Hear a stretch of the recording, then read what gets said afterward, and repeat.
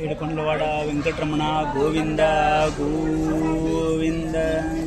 ஏறுமயிலேறி விளையாடு முகம் ஒன்றே, ஈசருடன் ஞான மொழி பேசும் முகம் ஒன்றே, கூறுமடியார்கள் வினை தீர்க்கும் முகம் ஒன்றே, வேல் வாங்கி நின்ற முகம் ஒன்றே, மாறுபடு சூரனை வதைத்த முகம் ஒன்றே, வள்ளியை மனம் புணர வந்த முகம் ஒன்றே, ஆறுமுகமான பொருள் நீ அருள வேண்டும், ஆதி அருணாசலம் அமர்ந்த பெருமாளே, ஆறுமுகமான பொருள் நீ அருள வேண்டும், ஆதி அருணாசலம் அமர்ந்த பெருமாளே.